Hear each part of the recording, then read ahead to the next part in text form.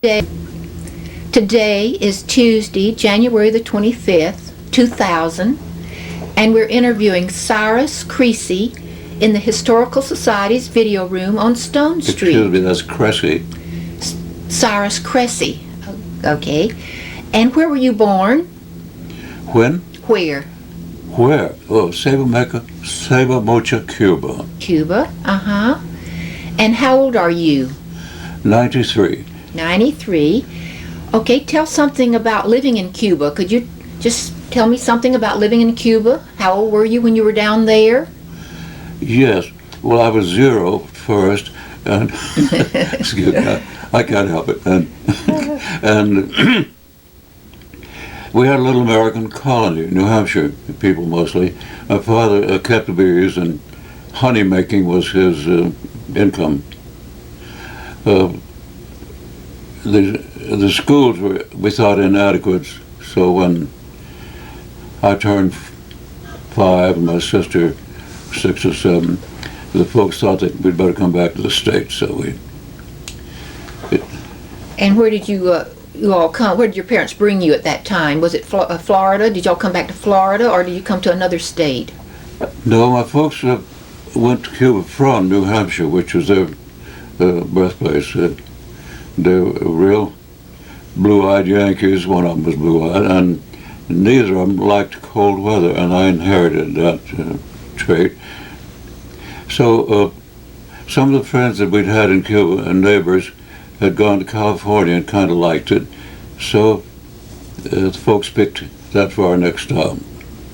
That's where we went when we left Cuba. Uh-huh. Do you remember when you first came to the States, the United States, Yes. from Cuba? I was 5, nearly 6. Do you remember some things back then? Do you remember some things of that during that time when you were 5 or 6, when you first came over? I certainly do. I don't know how to attack that, but we went to California and entered schools, the schools there, and incidentally, at that time, California schools were far ahead of Florida in quality. We were taking books out of the library in our first year of school, for instance, and I found the land much. We were able to skip grades because I didn't mean this to turn this into a meaning of California superior to Florida, because I don't think it is. But that's my first thought about it. Uh-huh. And that's what I'm going to tend to do as you interview me. I think I'm going to give a lot of first thoughts, and they may be uncensored. I'll keep my language nice. Okay. Well, you just tell me like you're telling me a story. Would you like to just talk to me like you're telling me a story, and start from your early age and just go right on through and tell me about things in Florida and tell me about yourself? I think so. It's your interview, and you've had 55 of them, is it? I mean, I think you know exactly what to do to bring out whatever it is you want. Yes. Well, let's go back to now when you moved to Florida. Tell me about the Florida days, the early Florida days. I remember our arrival in November, close to Thanksgiving, 1913. We came by rail. It was a long ride, but kids don't mind that. And the scenery was really excellent because it was a scenic route that we took. We changed in Jacksonville, and between Jacksonville and DeLand, we saw a train wreck, a load of several cars of oranges had gone off, and I think they were still clearing the track a little, so our train stopped and people took pictures. And we arrived in DeLand more or less on time at the same little station you have now, and took New York Avenue. Uh-huh. Yes, the junction. Yes. So-called junction. And there we took a train that took us into DeLand to a point on, I think, Michigan Avenue. A wood-burning train with a funnel with a screen in it. I can picture it perfectly. Yes, I can. Because it burned wood. and the sparks would literally set the woods on fire if they didn't use those screened funnels. Well, we had that exciting ride in from the junction to land. Went to a little hotel, the corner of New York and Florida, commercial hotel. We had friends here, the Friersons, J.D. Frierson, Dozier, and Annabelle, and they're cousins of E.P. Friersons, and I believe some of them are still around. And at least there's one of the J.D. Frierson children still in town, Edith Kelly. I don't remember whether they promptly took us out to their home, which is on what is called the Glenwood? No, Mercer's Fernery Road. It used to be called Glenwood Road. They quite hospitable for a while there. And not that they weren't always, but I mean, it's nice when you come into a new place to have old friends. And they were old friends because they also were of that little American colony near a tiny village in Cuba. So that's the arrival in the land. Shall I run on? Yes, it's very interesting. I would like for you to keep going. It's very interesting. Well, we entered school here, and they seemed to be impressed with our ability to read. By the way, California was using the they call it phonic system, P-H-O-N-I-C, phonic system, and they were using something more, I don't know if it was newer or older, what it was, but it was different here. I think it's a word recognition thing. You're supposed to recognize the whole word. We learned to build it up from on the sound and the meanings, and it worked very well, except I remember reading a Anderson fairy tale to my father once, and I encountered a soldier who had a knapsack, because that's phonetic. My father corrected me on that. We were a little behind on arithmetic. I think arithmetic was being taught in the second grade here, and we hadn't had any second grade training, so the 2 plus 2 stuff kind of threw me, and my writing was very poor. I bore down so hard on that pen, I got a low mark. The lowest mark I ever got on anything was on writing. It improved for a while, but it's pretty bad again now. What are you going to do? I'm sure it's fine.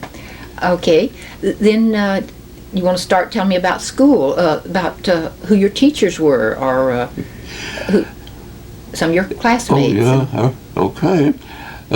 Started out third grade with Ethel Bushell. I think there's still some Bushells in New Smyrna. In fact, my mother, I believe, was courted by a Bushell when she visited Edgewater, which is then called Hawks Park. She was a very beautiful girl with big brown eyes, and the Florida boys gave her quite a rush. And I believe a Bushell was on her dating list. Well, Ethel Bushell, who later taught me gave me some piano lessons, was our third grade teacher. The teachers wore white starched blouses, practically uniform, shirt waist, and skirt, and buttoned boots. Oh, In fact, I wore buttoned boots myself, and I'd have a button hook for them, and that's so. When kids said, "Do you dress yourself?" You know, there comes a time when your little playmates ask you. Well, that's one of the first questions, I guess. I said yes, but sometimes the button hook. The button hook bothers. Kind of hard to fasten. I can imagine that's kind of hard to fasten. Well, to a kid who couldn't write, you know.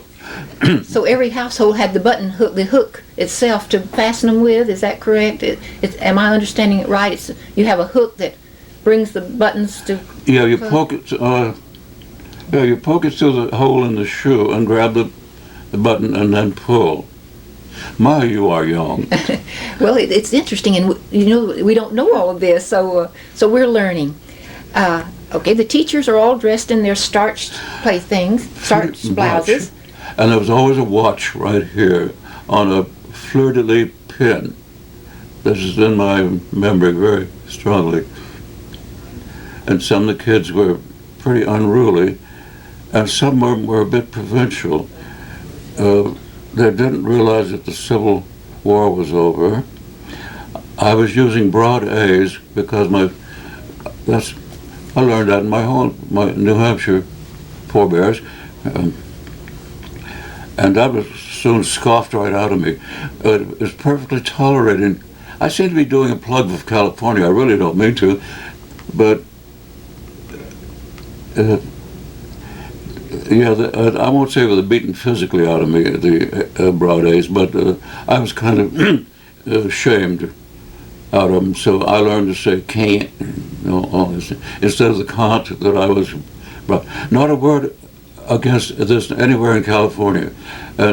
California has a reputation of being more tolerant, perhaps, yes. Okay, we're going back to like the dresses that the ladies wore, the teachers wore. Were they long or shorter, or what were they like? You know they were long. Very to the ground. They were called street sweepers in some. In fact, they actually were. And there was an extra.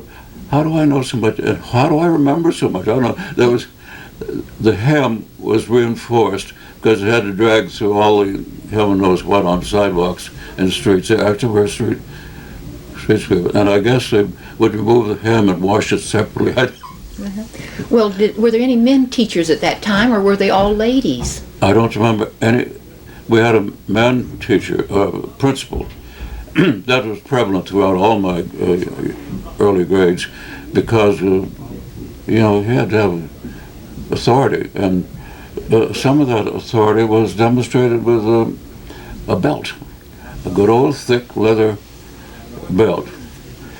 Were they spanked in front of the other students, or did they get to take them in a private room? I don't think anybody is what I would call spanked. I don't. I'm happy to say I'm pretty ignorant as to what happened behind those closed. Well, that says something good for you, doesn't it? It certainly does. Well, it tells you I was shy. I don't know about being well behaved. I think the legs were beaten. I don't know. Mm-hmm. Well, do you have any special stories to tell about school? Special things? Can you think of something else that you can tell in the early grades? What kind of games did you play at school? Did you have recess, or did you? Oh yeah, much looked forward to. One thing I remember about recess, I was the smallest boy in the class. I won't say I was bullied, but as soon as that dismissal line bell rang to turn the animals loose onto the playground. Playground, by the way, was simply loose dirt with no grass.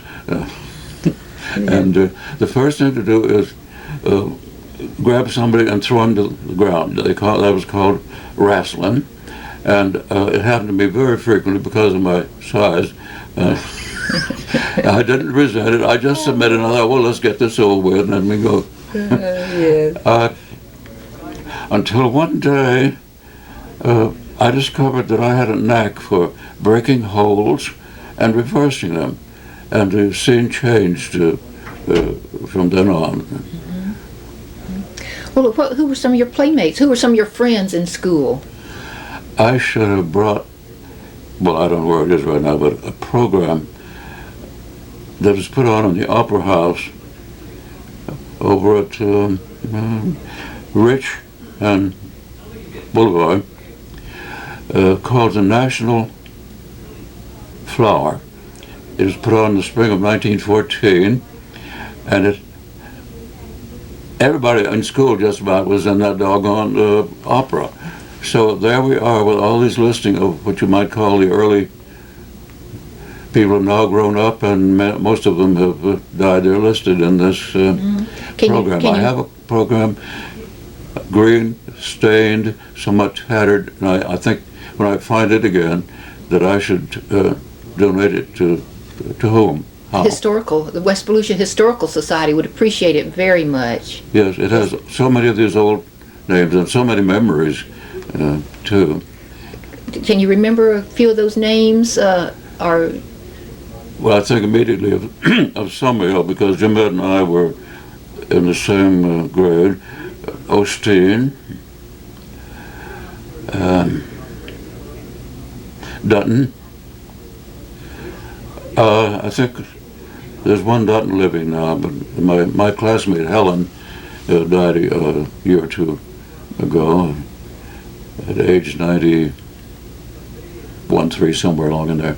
Well, we all remember Jim Ed Summerhill. Would you like to tell a few little things about him that you remember? He was a very good-natured kid, and he was one of the first to get his hair clipped in the spring. That was the style. And there came a time when, if you weren't too snobbish, you kicked off your shoes on a warm day of the spring, and then you got your haircut clipped to the bone, actually. And I remember his head is a particularly nice dome, and mine had a few scars because I was into everything as a kid with my clay time and rock throwing. We didn't have rocks here. We had to shoot china berries and pop gun if you wanted to hit somebody from a distance, you know. But we had plenty of rocks in Cuba, and I used to.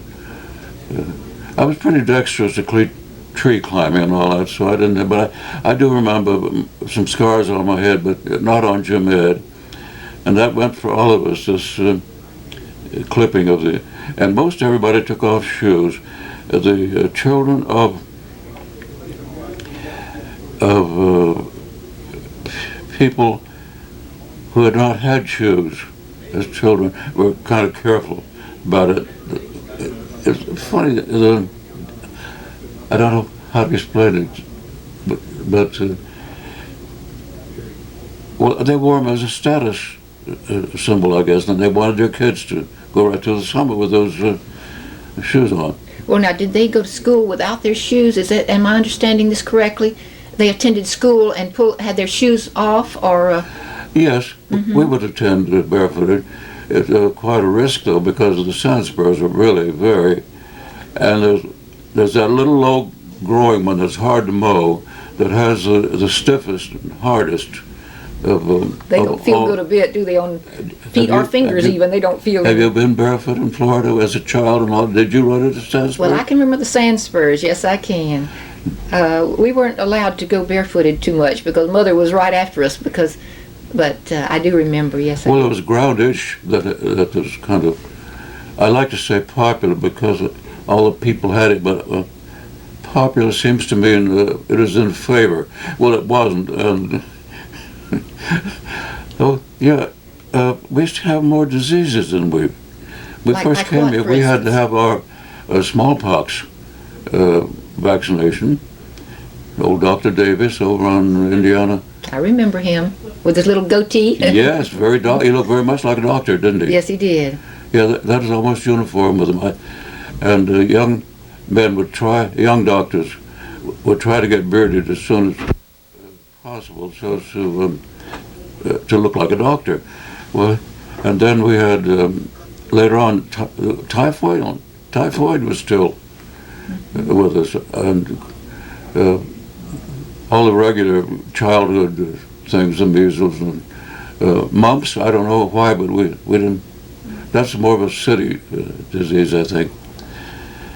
And we were told, watch out swimming in these lakes, which were pretty stagnant. That they thought some people were getting typhoid from, and maybe they were, but modern medicine has done such a wonderful.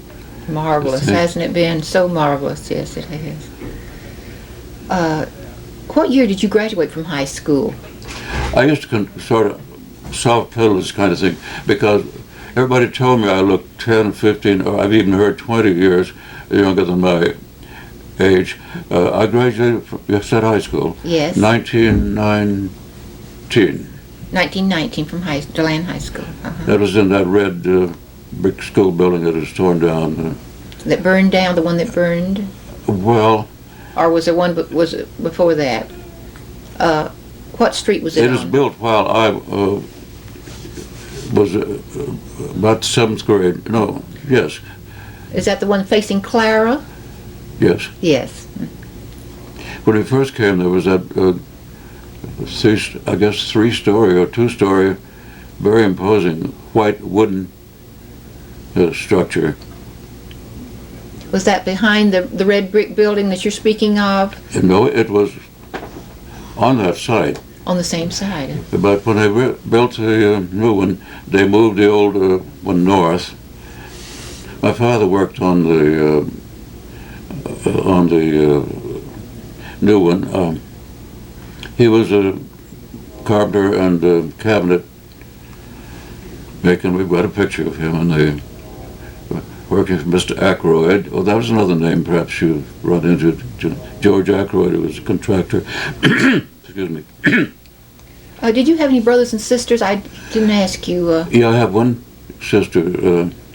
She died about 2 or 3 years ago. Well, you mentioned the Opera House. I want to hear more about the Opera House. That sounds interesting. Okay. I still think of that stage door, which is on Rich. Very unimposing door. And the Opera House is upstairs. We went up to the stage was on the west side of the auditorium. I think it had benches, almost like old pews, rather than the flip-flop comfortable seats, and everything was hard pine. By the way, all those seats at Stetson University in the chapel were, and still are, good old hard pine. They've opened the spaces somewhat in Stetson since I was first there, so that your knees aren't poking the person. Not quite so close. And they also widened them. They were about like that before, and now they put an extra piece in cushions yet. Oh, So that makes it much nicer. well, Christians are supposed to suffer, and that was a good old-fashioned way, I guess. Oh, yeah, it was. I think it is copied from some historical. Well, I know the Independence Hall was the model for Elizabeth Hall in Philadelphia. And they felt obliged also to put these elements of torture in the seats. And another element was a compulsory chapel.